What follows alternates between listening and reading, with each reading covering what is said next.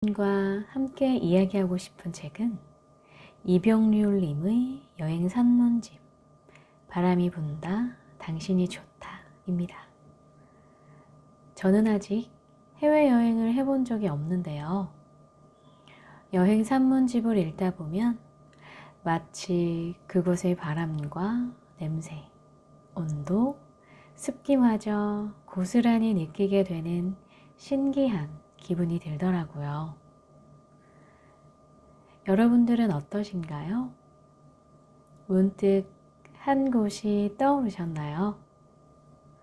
그곳의 모든 것들이 내 살결, 숨결로 다가왔을 것 같네요. 그럼 지금 바로 캐리어와 여권을 챙겨 저와 함께 떠나실까요? 이병률님의 여행 산문집 바람이 분다 당신이 좋다 입니다.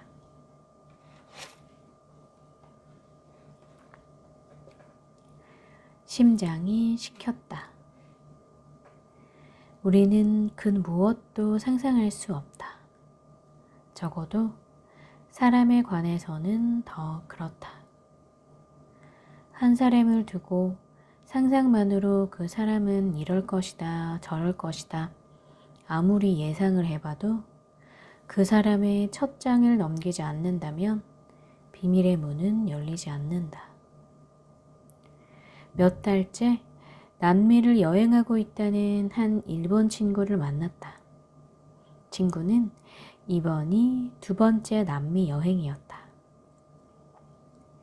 지난번 첫 번째는 3달 동안 여행을 했지만 이번은 언제 돌아가게 될지 잘 모르겠다고 했다. 나는 한숨을 감추었다. 지난번은 그냥 여행이었다면 이번 여행은 세상을 제대로 보기 위해서라고 했다. 내 심장이 끄덕끄덕 했다. 시간을 럭셔리하게 쓰는 자, 그런 사람이어야 한다. 나에게도 여행은 시간을 버리거나 투자하는 개념이 아니었다. 여행은 시간을 들이는 일이라고 생각하기 쉽지만 내게 있어 여행은 시간을 벌어오는 일이었다. 낯선 곳으로의 도착은 우리를 100년 전으로 100년 후로 안내한다. 그러니까 나의 사치는 어렵사리 모은 돈으로 감히 시간을 사겠다는 모험인 것이다. 일상에서는 잡으려 해도 잡히지 않는 게 시간이지만 여행을 떠나서의 시간은 순순히 내 말을 따라준다.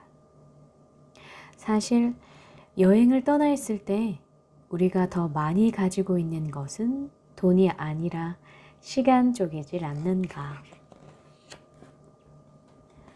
3달 동안의 여행을 마치고 돌아가 보니 그 친구의 많은 것이 달라져 있었다. 생각하는 법, 사람을 만나는 법, 돈 쓰는 법, 심지어 먹는 것까지 바뀌어 있었다. 모든 것이 달라졌다고 해도 될 정도의 그 친구의 세계에 해일이 몰려왔다. 여행의 많은 순간순간들을 극한지경으로 몰다 보면 그 안에서 선명한 쾌감을 만난다. 막막히 갈 곳도 없고 깊은 밤이 되어 눈부칠 때가 마땅하지도 않아 그 상황 속에서 서성이다 보면 이상할 정도로 강렬한 그 무엇에 대한 애착도 느끼게 된다.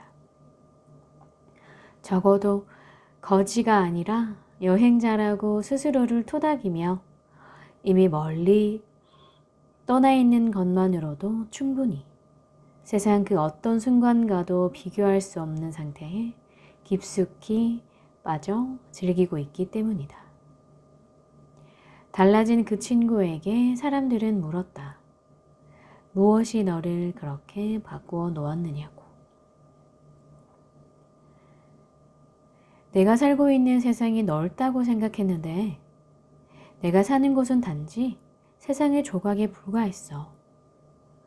나하고 정말 다른 사람들을 만나서 난 겨우 그 사실을 알았고 그건 충격이었지.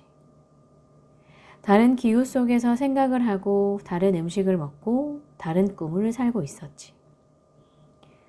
나의 정반대쪽에 살고 있는 사람들은 적어도 그 시간에 깨어나서 치열하게 뭔가를 붙들고 있었거든. 나는 가능한 한 세상의 모든 경우들을 만나볼 거야. 세상의 모든 경우들과 악수하기 위해선 언어가 문제였으므로 그 친구는 언제나 사람들 속으로 뚜벅뚜벅 걸어 들어가 그들과 섞이려고 애썼다. 여행이 끝나는 시점이 언제일지 몰라도 아마도 그때쯤 그의 얼굴은 더 검게 그을려 있을 거라는 생각이 들었다. 내가 말했다. 넌 뭐든 잘할 수 있을 거야. 그리고 모든 사람이 널 좋아하게 될 거야. 왜냐하면 경험이 많다는 것만으로도 사람들은 충분히 네 옆에 있고 싶어 할 테니까.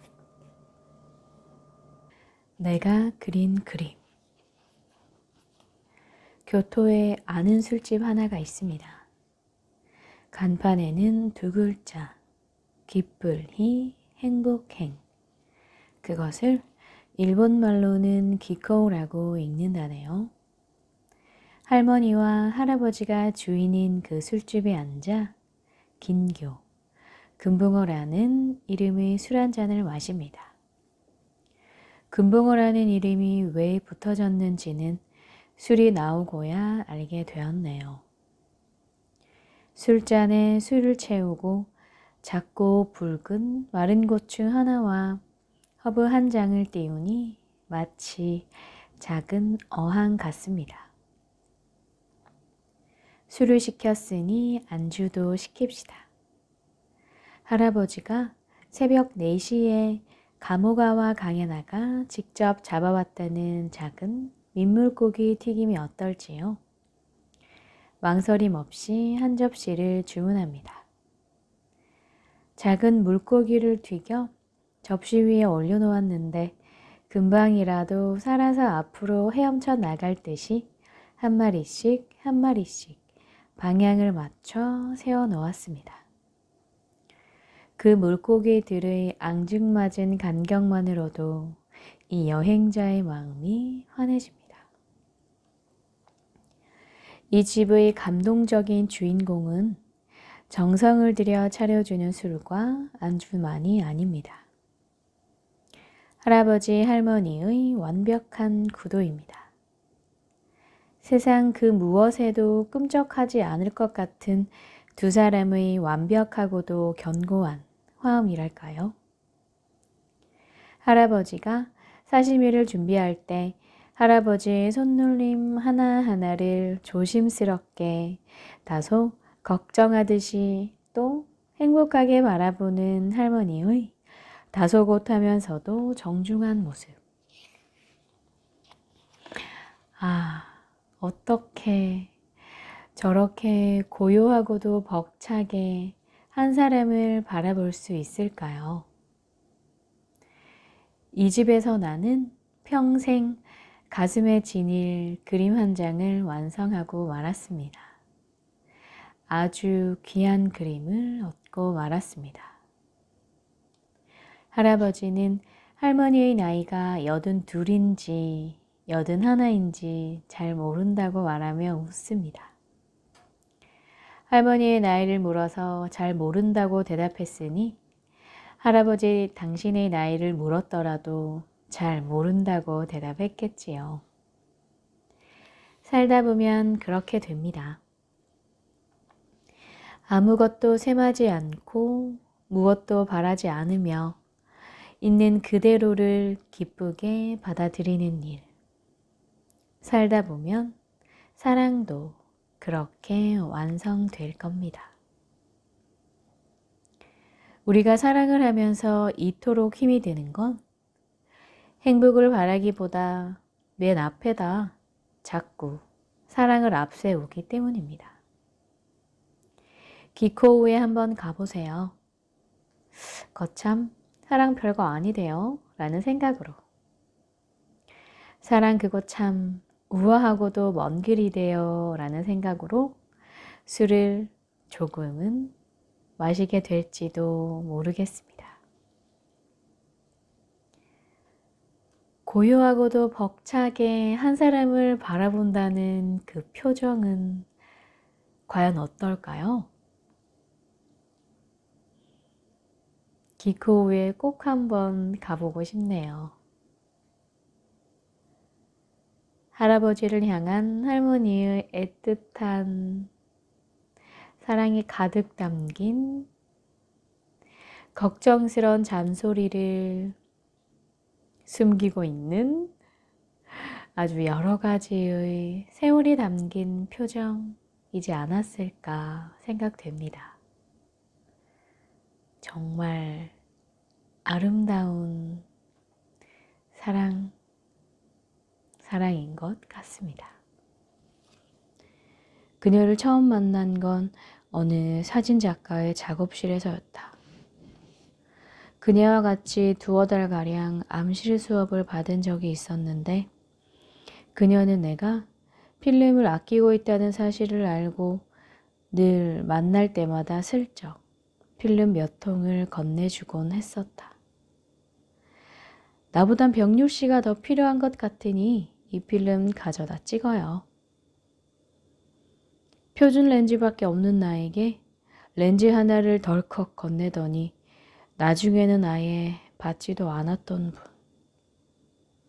또 언젠가는 무주에 좋은 숙소를 잡아놓고 식구들이 갈 수 없는 형편이었을 때 내가 제일 먼저 생각났다며 대신 다녀오라고 해준 분.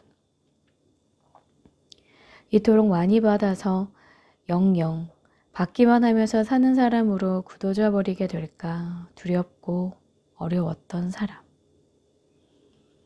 그렇게나마 내 허술한 빈 곳을 가릴 수 있으니 나에게는 축제 같았던 사람.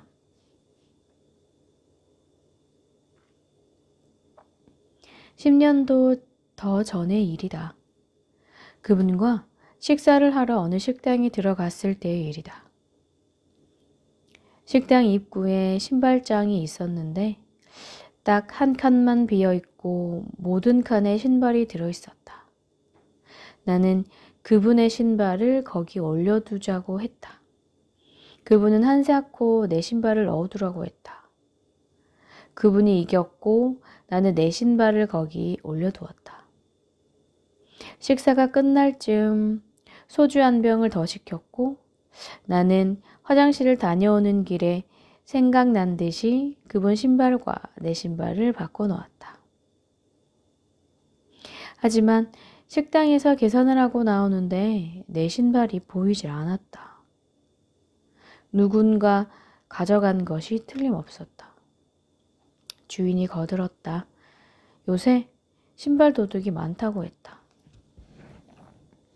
난감했지만 그분은 내 무한함을 누리려는 듯 성큼성큼 큰 길로 나가더니 택시를 잡았다. 택시 문을 열고 먼저 타서는 나에게도 타라고 했다. 집 앞에 내려주겠다고 했다. 양말은 빨면 되지 않냐고 다시 한번 목소리를 뒤높이며 얼른 택시에 타라고 했다. 맨발로 다녀서 동상 걸린 사람한테 신발 벗어줬다고 생각해요. 그것도 아주 새 신발을. 그 말에 순간 화가 누그러드는 것 같았다. 그녀가 또 한마디 했다. 내 신발을 가져갔어야지. 내 신발은 시장 밖에는 안 가는 신발인데. 내 모든 궁함은 그녀 앞에서 그런 식으로 감춰질 수 있었다. 그 후로 그녀는 그 식당에 두어 번쯤 더 갔다고 했다. 혹시 신발이 돌아왔을지도 몰라서였다고 했다. 나이가 경험을 축적하는 것이듯 신발은 돌아와 있었다. 취한 손님이 신발을 잘못 신고 돌아간 것을 식당에 남겨진 신발 한 켤레가 증명하고 있었으므로 언젠가 신발이 돌아올 수도 있다고 믿었던 것. 먼 길에 있을 때면 아직도 가끔 그 말이 귓전에 맴돌 때가 있다. 나이 많은 사람 만나러 나오는데 뭐하러 씻고 나와요. 그리고 그 말은 나로 하여금 이렇게 중얼거리게 한다. 아, 나를 덮어주는 사람. 나에게는 그런 사람이 한 사람쯤 있었구나.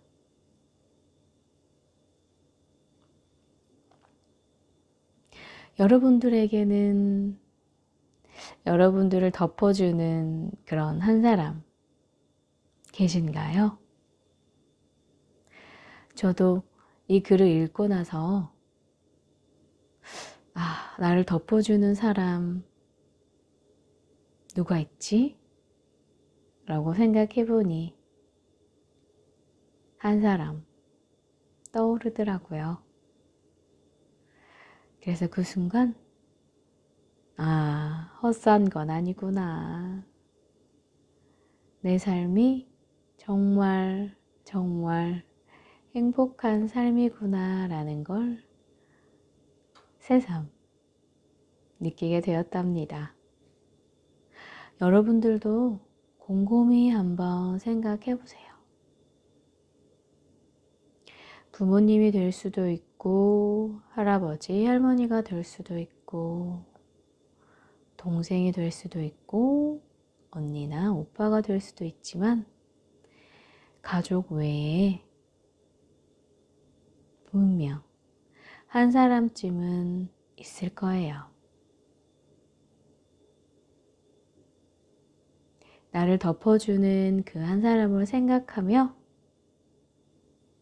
더 좋은 나로, 더 멋진 나로. 그래서 나도 누군가를 덮어주는 사람이 되면 나를 덮어주는 사람이 정말 행복해하지 않을까요?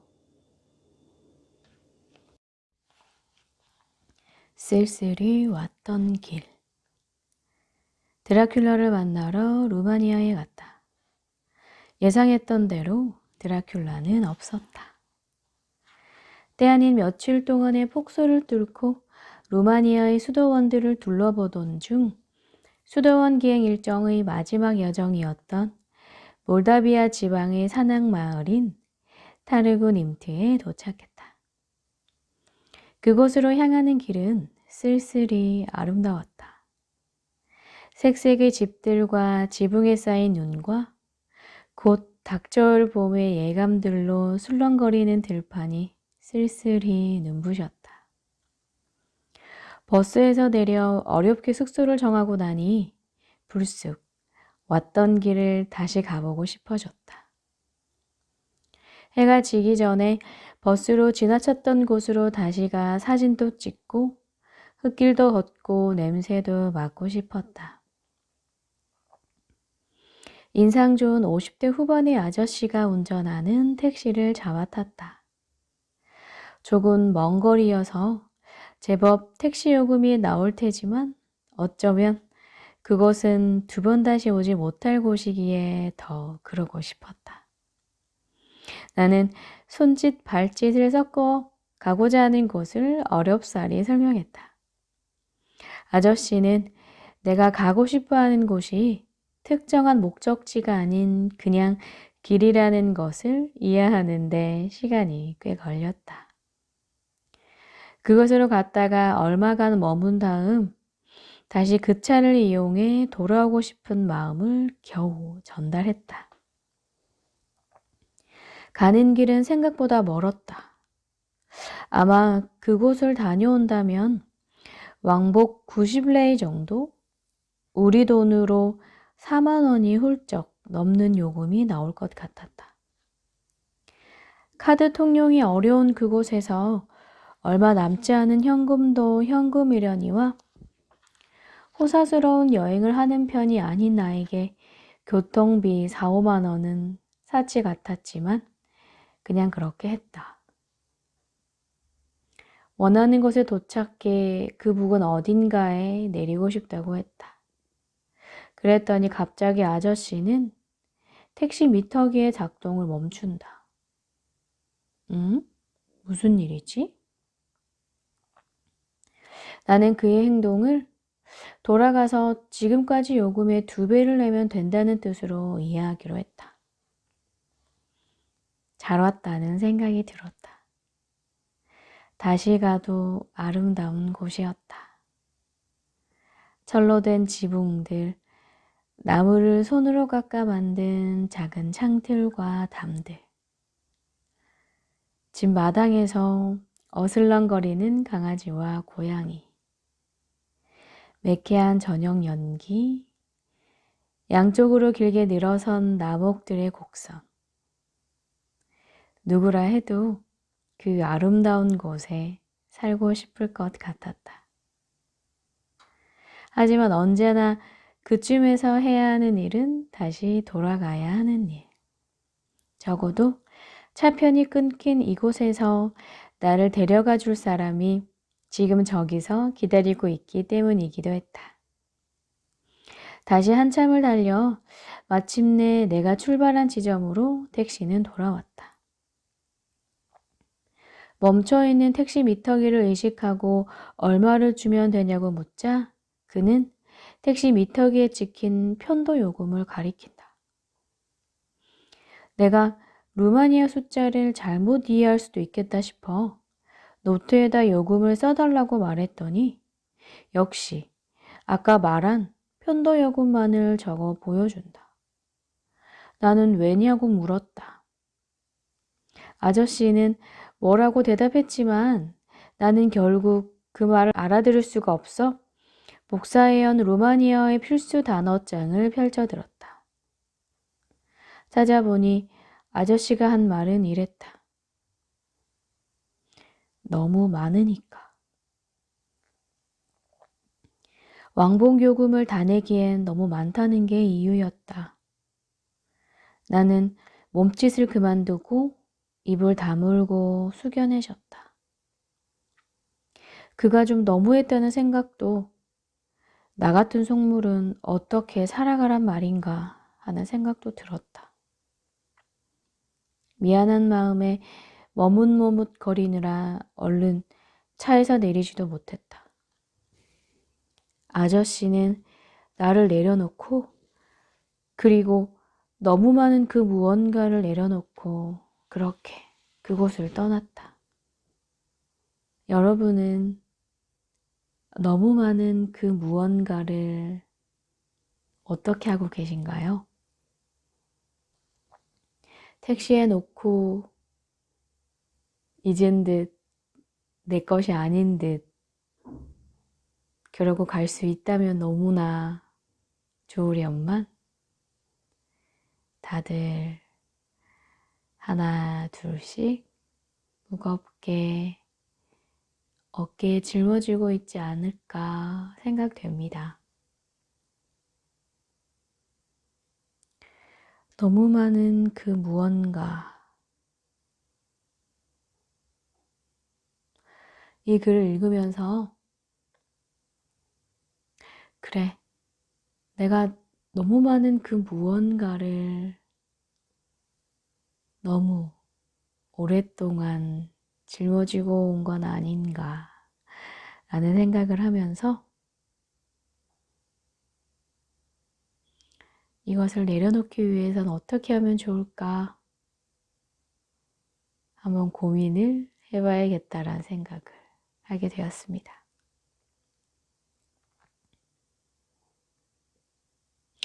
참, 그 택시 기사님의 마음이 너무 감사하기도 하고 죄송하기도 하고 이 감사함과 죄송함에는 여러 의미가 담겨 있겠죠? 여러분들에게도 한결 가벼워지는 시간이 되셨으면 좋겠습니다.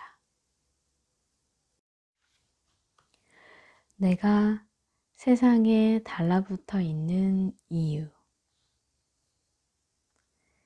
아무것도 하지 않아도 된다.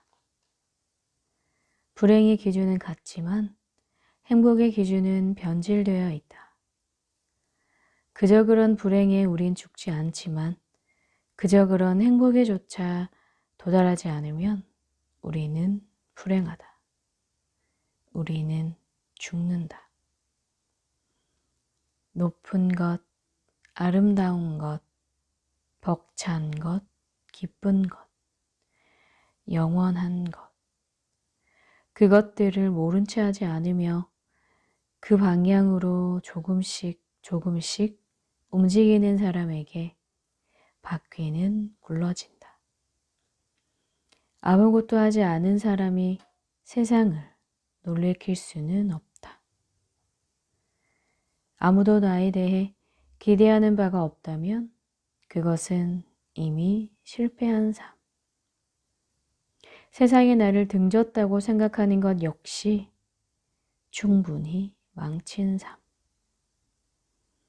내가 하지 않았던 일들의 길고 긴 목록을 하나씩 지워나가면서 무언가를 저지르기 시작한다면 사람들은 나를 향해 돌아설 것이다. 사람들은 나에게 친구가 되고 싶다고 말을 걸어올 것이다.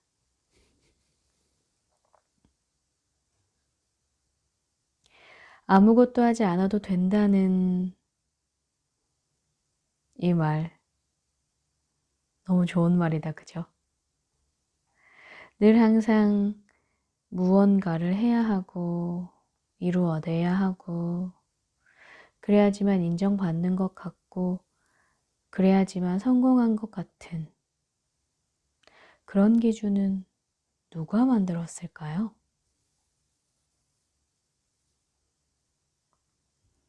그런 걸로 행복과 불행을 판단하게 된다는 참 씁쓸하고도 맞는 말인 것도 같고 우리를 헷갈리게 한다, 그죠?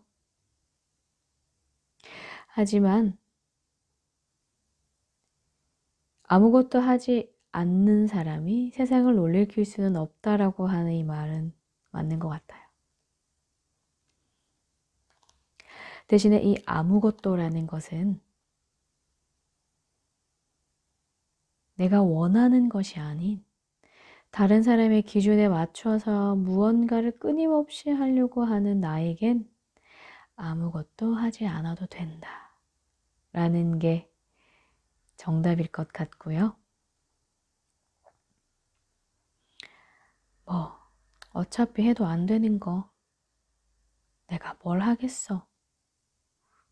내 주제에 그냥 뭐 그럭저럭 살아가지 뭐 라고 생각하는 너무나 가엾은 나에게는 일단 긴 목록을 써보고 그것을 하나씩 지워나가면서 일단 뭐라도 해보자 라는 게 정답인 것 같아요.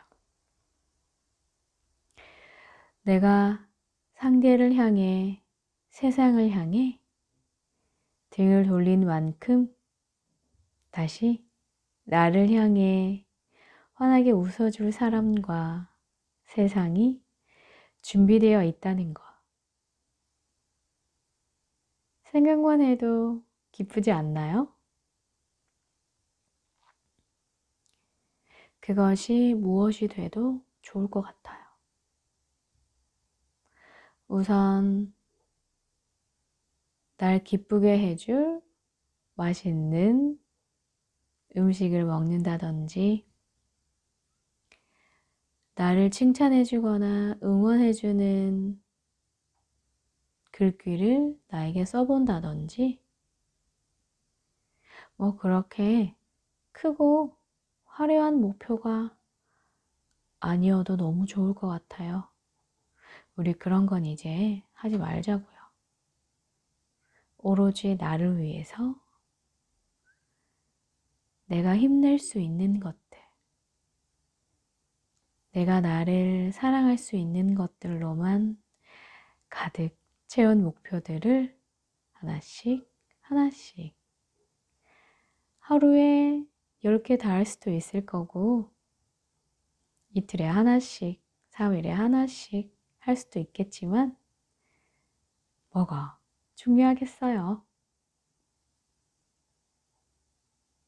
나를 위해서 무엇인가를 이루어 보겠다고 마음을 먹고 종이를 꺼내요. 펜을 들고 하나씩 하나씩 적어 간다는 거. 우선 그것부터가 이미 행복한 당신이지 않을까 생각됩니다.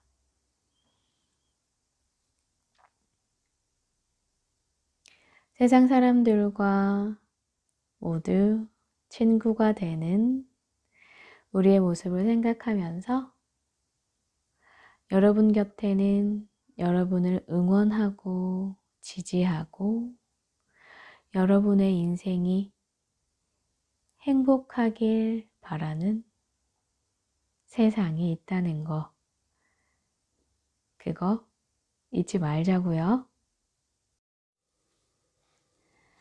당신한테 내가 어떤 사람이었으면 하는가요? 사람을 좋아하는 일은 그러네요. 내가 그 사람에게 어떻게 보이느냐의 상태를 자꾸 신경 쓰게 되는 것. 문득 갑자기 찾아오는 거더라고요. 가슴에 쿵 하고 돌 하나를 얹은 기분. 절대로 나는 그렇게 되리라고 생각한 적 없는데 그렇게 되는 거예요. 누군가가 마음에 들어와 있다는 건 전혀 예상하지 않았던 날씨처럼 문득 기분이 달라지는 것. 갑자기 눈가가 뿌얘지는 것. 아무것도 아닌 일에 지진난 것처럼 흔들리는 것. 내가 어떤 사람이었으면, 내가 어떤 모습으로 보여줬으면 좋겠는지 늘 나의 상태를 고민하게 되고 점검하게 되는 그런 사람이 여러분에게도 있나요? 갑자기 문득 찾아오는 그렇게 될 거라고 생각한 적 없었는데 문득 그렇게 되어 있는 나를 바라보는 참으로 신기한 일인 것 같네요. 과 함께 이야기하고 싶은 책은 이병률님의 여행 산문집 바람이 분다 당신이 좋다 입니다. 저는 아직 해외여행을 해본 적이 없는데요. 여행 산문집을 읽다 보면 마치 그곳의 바람과 냄새, 온도, 습기마저 고스란히 느끼게 되는 신기한 기분이 들더라고요. 여러분들은 어떠신가요? 문득 한 곳이 떠오르셨나요? 그곳의 모든 것들이 내 살결, 숨결로 다가왔을 것 같네요. 그럼 지금 바로 캐리어와 여권을 챙겨 저와 함께 떠나실까요? 이병률님의 여행 산문집 바람이 분다 당신이 좋다 입니다.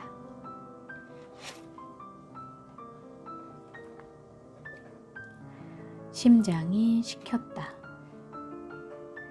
우리는 그 무엇도 상상할 수 없다. 적어도 사람에 관해서는 더 그렇다. 한 사람을 두고 상상만으로 그 사람은 이럴 것이다, 저럴 것이다 아무리 예상을 해봐도 그 사람의 첫 장을 넘기지 않는다면 비밀의 문은 열리지 않는다. 몇 달째 남미를 여행하고 있다는 한 일본 친구를 만났다. 친구는 이번이 두 번째 남미 여행이었다. 지난번 첫 번째는 3달 동안 여행을 했지만 이번은 언제 돌아가게 될지 잘 모르겠다고 했다. 나는 한숨을 감추었다. 지난번은 그냥 여행이었다면 이번 여행은 세상을 제대로 보기 위해서라고 했다. 내 심장이 끄덕끄덕 했다. 시간을 럭셔리하게 쓰는 자, 그런 사람이어야 한다. 나에게도 여행은 시간을 버리거나 투자하는 개념이 아니었다. 여행은 시간을 들이는 일이라고 생각하기 쉽지만 내게 있어 여행은 시간을 벌어오는 일이었다. 낯선 곳으로의 도착은 우리를 100년 전으로 100년 후로 안내한다. 그러니까 나의 사치는 어렵사리 모은 돈으로 감히 시간을 사겠다는 모험인 것이다. 일상에서는 잡으려 해도 잡히지 않는 게 시간이지만 여행을 떠나서의 시간은 순순히 내 말을 따라준다. 사실 여행을 떠나 있을 때 우리가 더 많이 가지고 있는 것은 돈이 아니라 시간 쪽이질 않는가. 3달 동안의 여행을 마치고 돌아가 보니 그 친구의 많은 것이 달라져 있었다. 생각하는 법, 사람을 만나는 법, 돈 쓰는 법, 심지어 먹는 것까지 바뀌어 있었다. 모든 것이 달라졌다고 해도 될 정도의 그 친구의 세계에 해일이 몰려왔다. 여행의 많은 순간순간들을 극한지경으로 몰다 보면 그 안에서 선명한 쾌감을 만난다. 막막히 갈 곳도 없고 깊은 밤이 되어 눈부칠 때가 마땅하지도 않아 그 상황 속에서 서성이다 보면 이상할 정도로 강렬한 그 무엇에 대한 애착도 느끼게 된다.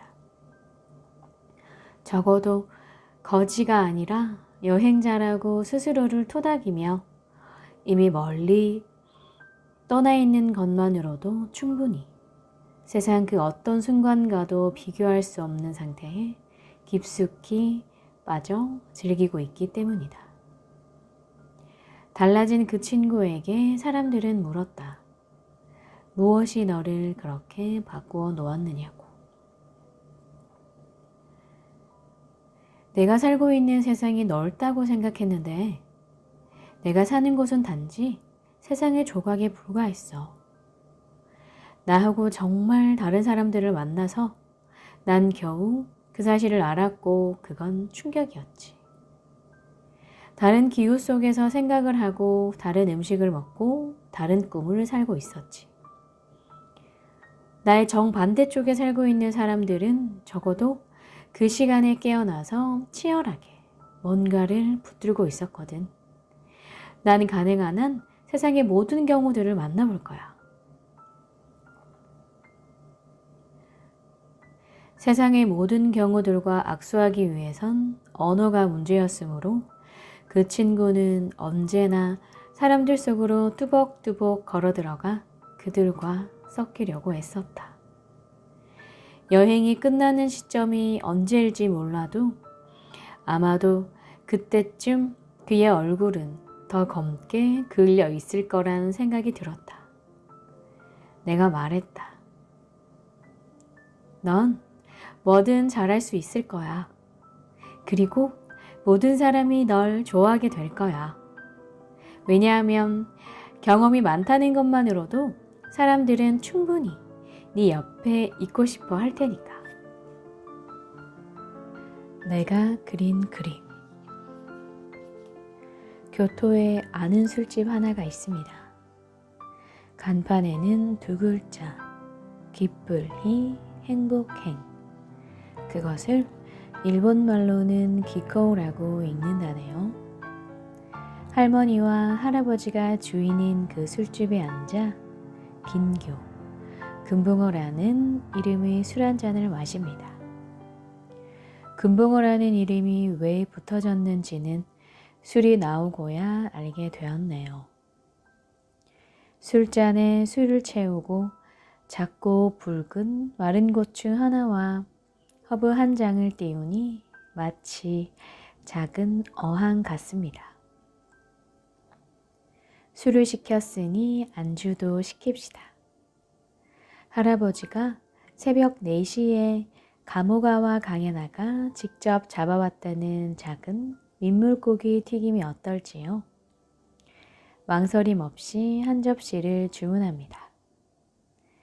작은 물고기를 튀겨 접시 위에 올려놓았는데 금방이라도 살아서 앞으로 헤엄쳐 나갈 듯이 한 마리씩 한 마리씩 방향을 맞춰 세워 놓았습니다. 그 물고기들의 앙증맞은 간격만으로도 이 여행자의 마음이 환해집니다. 이 집의 감동적인 주인공은 정성을 들여 차려주는 술과 안주만이 아닙니다. 할아버지 할머니의 완벽한 구도입니다. 세상 그 무엇에도 꿈쩍하지 않을 것 같은 두 사람의 완벽하고도 견고한 화음이랄까요?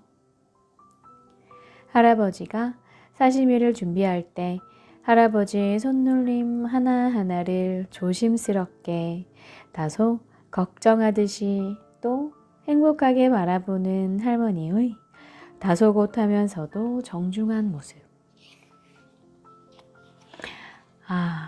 어떻게 저렇게 고요하고도 벅차게 한 사람을 바라볼 수 있을까요? 이 집에서 나는 평생 가슴에 지닐 그림 한 장을 완성하고 말았습니다. 아주 귀한 그림을 얻고 말았습니다. 할아버지는 할머니의 나이가 82인지 81인지 잘 모른다고 말하며 웃습니다. 할머니의 나이를 물어서 잘 모른다고 대답했으니 할아버지 당신의 나이를 물었더라도 잘 모른다고 대답했겠지요. 살다 보면 그렇게 됩니다. 아무것도 셈하지 않고 무엇도 바라지 않으며 있는 그대로를 기쁘게 받아들이는 일. 살다 보면 사랑도 그렇게 완성될 겁니다. 우리가 사랑을 하면서 이토록 힘이 드는 건 행복을 바라기보다 맨 앞에다 자꾸 사랑을 앞세우기 때문입니다. 기코우에 한번 가보세요. 거참 사랑 별거 아니대요 라는 생각으로. 사랑 그거 참 우아하고도 먼 길이대요 라는 생각으로 술을 조금은 마시게 될지도 모르겠습니다. 고요하고도 벅차게 한 사람을 바라본다는 그 표정은 과연 어떨까요? 기코우에 꼭 한번 가보고 싶네요.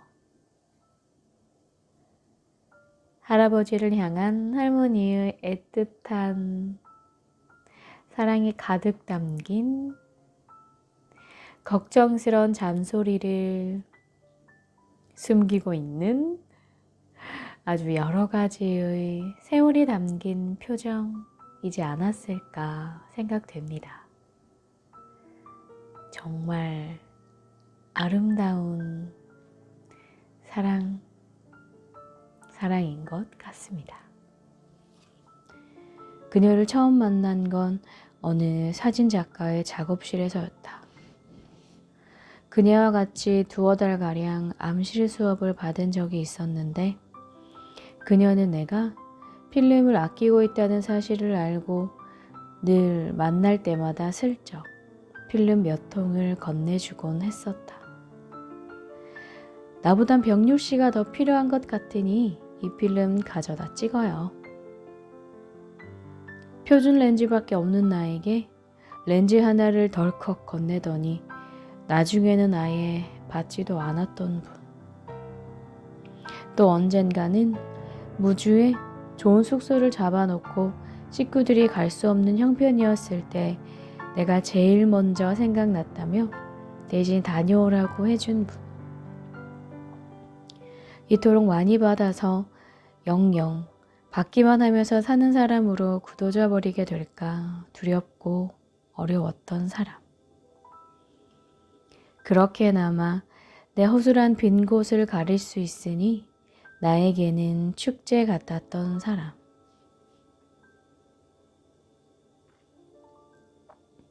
10년도 더 전의 일이다.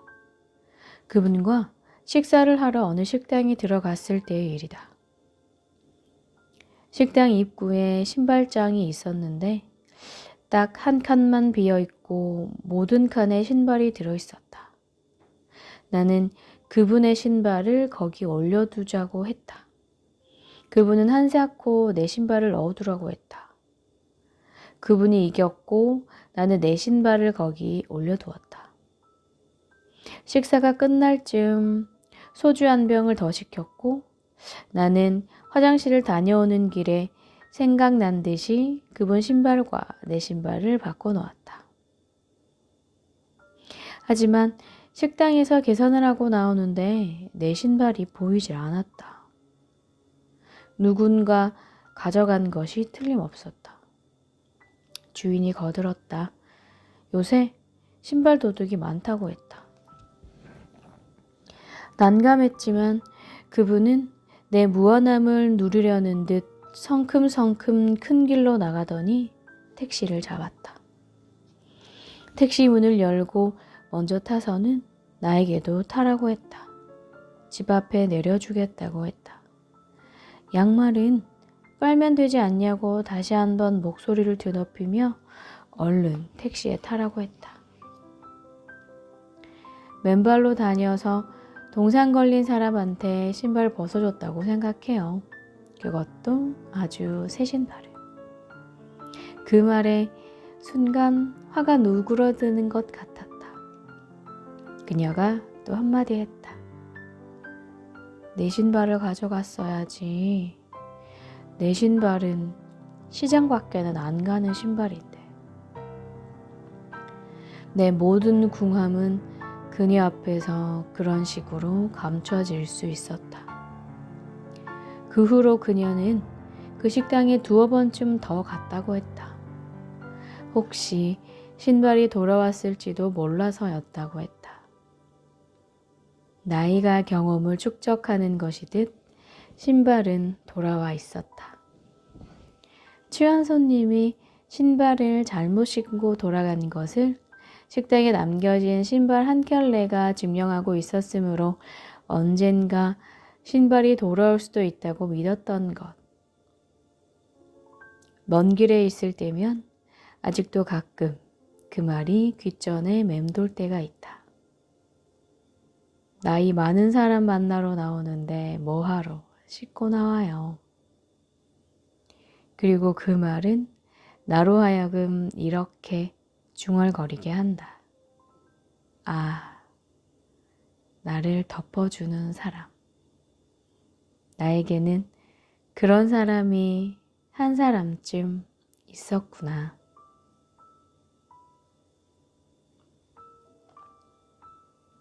여러분들에게는 여러분들을 덮어주는 그런 한 사람 계신가요? 저도 이 글을 읽고 나서 나를 덮어주는 사람 누가 있지? 라고 생각해보니 한 사람 떠오르더라고요. 그래서 그 순간 헛산 건 아니구나. 내 삶이 정말 행복한 삶이구나 라는 걸 새삼 느끼게 되었답니다. 여러분들도 곰곰이 한번 생각해 보세요. 부모님이 될 수도 있고 할아버지, 할머니가 될 수도 있고 동생이 될 수도 있고 언니나 오빠가 될 수도 있지만 가족 외에 분명 한 사람쯤은 있을 거예요. 나를 덮어주는 그 한 사람을 생각하며 더 좋은 나로, 더 멋진 나로. 그래서 나도 누군가를 덮어주는 사람이 되면 나를 덮어주는 사람이 정말 행복해하지 않을까요? 쓸쓸히 왔던 길. 드라큘라를 만나러 루마니아에 갔다. 예상했던 대로 드라큘라는 없었다. 때 아닌 며칠 동안의 폭소를 뚫고 루마니아의 수도원들을 둘러보던 중 수도원 기행 일정의 마지막 여정이었던 몰다비아 지방의 산악 마을인 타르구 님트에 도착했다. 그곳으로 향하는 길은 쓸쓸히 아름다웠다. 색색의 집들과 지붕에 쌓인 눈과 곧 닥쳐올 봄의 예감들로 술렁거리는 들판이 쓸쓸히 눈부셨다. 버스에서 내려 어렵게 숙소를 정하고 나니 불쑥 왔던 길을 다시 가보고 싶어졌다. 해가 지기 전에 버스로 지나쳤던 곳으로 다시 가 사진도 찍고 흙길도 걷고 냄새도 맡고 싶었다. 인상 좋은 50대 후반의 아저씨가 운전하는 택시를 잡아탔다.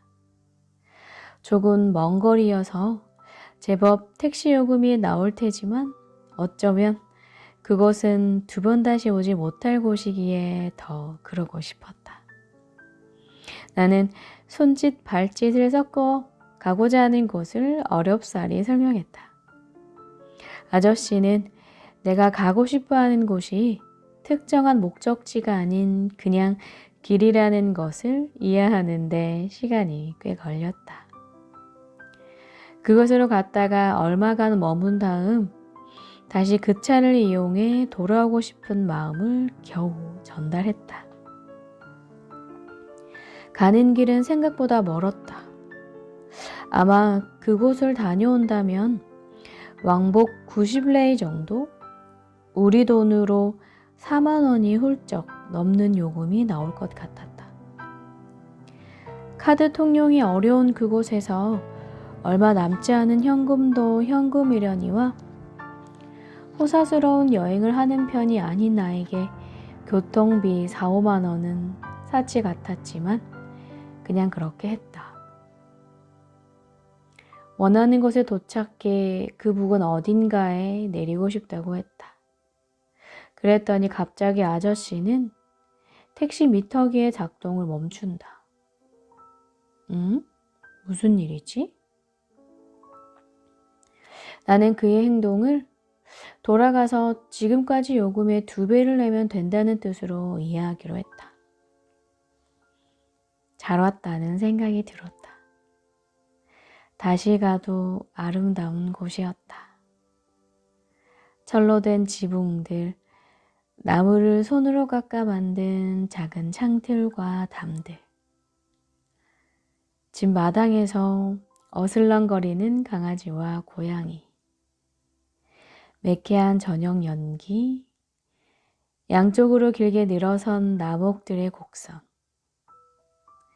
누구라 해도 그 아름다운 곳에 살고 싶을 것 같았다.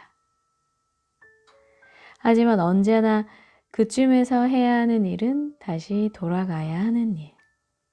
적어도 차편이 끊긴 이곳에서 나를 데려가 줄 사람이 지금 저기서 기다리고 있기 때문이기도 했다. 다시 한참을 달려 마침내 내가 출발한 지점으로 택시는 돌아왔다. 멈춰있는 택시 미터기를 의식하고 얼마를 주면 되냐고 묻자 그는 택시 미터기에 찍힌 편도 요금을 가리킨다. 내가 루마니아 숫자를 잘못 이해할 수도 있겠다 싶어 노트에다 요금을 써달라고 말했더니 역시 아까 말한 편도여군만을 적어 보여준다. 나는 왜냐고 물었다. 아저씨는 뭐라고 대답했지만 나는 결국 그 말을 알아들을 수가 없어 복사해온 루마니아어의 필수 단어장을 펼쳐들었다. 찾아보니 아저씨가 한 말은 이랬다. 너무 많으니까. 왕복요금을 다 내기엔 너무 많다는 게 이유였다. 나는 몸짓을 그만두고 입을 다물고 숙여내셨다. 그가 좀 너무했다는 생각도 나 같은 속물은 어떻게 살아가란 말인가 하는 생각도 들었다. 미안한 마음에 머뭇머뭇거리느라 얼른 차에서 내리지도 못했다. 아저씨는 나를 내려놓고 그리고 너무 많은 그 무언가를 내려놓고 그렇게 그곳을 떠났다. 여러분은 너무 많은 그 무언가를 어떻게 하고 계신가요? 택시에 놓고 잊은 듯 내 것이 아닌 듯 그러고 갈 수 있다면 너무나 좋으련만 다들 하나 둘씩 무겁게 어깨에 짊어지고 있지 않을까 생각됩니다. 너무 많은 그 무언가. 이 글을 읽으면서 그래, 내가 너무 많은 그 무언가를 너무 오랫동안 짊어지고 온 건 아닌가 라는 생각을 하면서 이것을 내려놓기 위해서는 어떻게 하면 좋을까 한번 고민을 해봐야겠다라는 생각을 하게 되었습니다.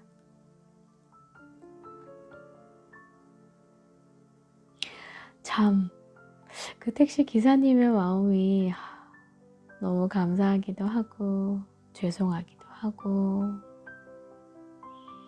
이 감사함과 죄송함에는 여러 의미가 담겨 있겠죠? 여러분들에게도 한결 가벼워지는 시간이 되셨으면 좋겠습니다. 내가 세상에 달라붙어 있는 이유. 아무것도 하지 않아도 된다. 불행의 기준은 같지만 행복의 기준은 변질되어 있다. 그저 그런 불행에 우린 죽지 않지만 그저 그런 행복에조차 도달하지 않으면 우리는 불행하다. 우리는 죽는다. 높은 것, 아름다운 것, 벅찬 것, 기쁜 것, 영원한 것. 그것들을 모른 채 하지 않으며 그 방향으로 조금씩 조금씩 움직이는 사람에게 바퀴는 굴러진다. 아무것도 하지 않은 사람이 세상을 놀래킬 수는 없다. 아무도 나에 대해 기대하는 바가 없다면 그것은 이미 실패한 삶. 세상에 나를 등졌다고 생각하는 것 역시 충분히 망친 삶. 내가 하지 않았던 일들의 길고 긴 목록을 하나씩 지워나가면서 무언가를 저지르기 시작한다면 사람들은 나를 향해 돌아설 것이다. 사람들은 나에게 친구가 되고 싶다고 말을 걸어올 것이다.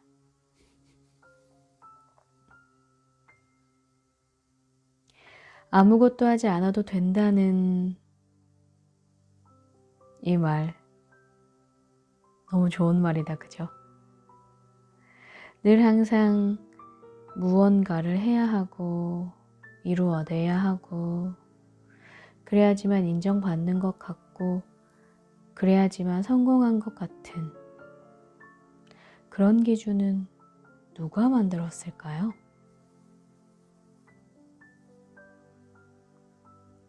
그런 걸로 행복과 불행을 판단하게 된다는 참 씁쓸하고도 맞는 말인 것도 같고 우리를 헷갈리게 한다, 그죠? 하지만 아무것도 하지 않는 사람이 세상을 놀래킬 수는 없다라고 하는 이 말은 맞는 것 같아요. 대신에 이 아무것도라는 것은 내가 원하는 것이 아닌 다른 사람의 기준에 맞춰서 무언가를 끊임없이 하려고 하는 나에겐 아무것도 하지 않아도 된다 라는 게 정답일 것 같고요. 뭐 어차피 해도 안 되는 거 내가 뭘 하겠어. 내 주제에 그냥 뭐 그럭저럭 살아가지 뭐 라고 생각하는 너무나 가엾은 나에게는 일단 긴 목록을 써보고 그것을 하나씩 지워나가면서 일단 뭐라도 해보자 라는 게 정답인 것 같아요. 내가 상대를 향해 세상을 향해 등을 돌린 만큼 다시 나를 향해 환하게 웃어줄 사람과 세상이 준비되어 있다는 것. 생각만 해도 기쁘지 않나요? 그것이 무엇이 돼도 좋을 것 같아요. 우선 날 기쁘게 해줄 맛있는 음식을 먹는다든지 나를 칭찬해주거나 응원해주는 글귀를 나에게 써본다든지 뭐 그렇게 크고 화려한 목표가 아니어도 너무 좋을 것 같아요. 우리 그런 건 이제 하지 말자고요. 오로지 나를 위해서 내가 힘낼 수 있는 것들, 내가 나를 사랑할 수 있는 것들로만 가득 채운 목표들을 하나씩 하나씩 하루에 10개 다 할 수도 있을 거고 이틀에 하나씩, 3일에 하나씩 할 수도 있겠지만 뭐가 중요하겠어요. 나를 위해서 무엇인가를 이루어 보겠다고 마음을 먹고 종이를 꺼내어 펜을 들고 하나씩 하나씩 적어 간다는 거. 우선 그것부터가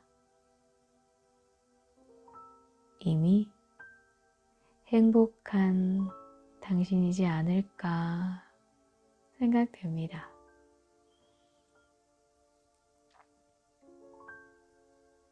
세상 사람들과 모두 친구가 되는 우리의 모습을 생각하면서 여러분 곁에는 여러분을 응원하고 지지하고 여러분의 인생이 행복하길 바라는 세상이 있다는 거, 그거 잊지 말자고요. 당신한테 나는, 당신한테 내가 어떤 사람이었으면 하는가요? 사람을 좋아하는 일은 그러네요. 내가 그 사람에게 어떻게 보이느냐의 상태를 자꾸 신경 쓰게 되는 것. 문득 갑자기 찾아오는 거더라고요. 가슴에 쿵 하고 돌 하나를 얹은 기분. 절대로 나는 그렇게 되리라고 생각한 적 없는데 그렇게 되는 거예요.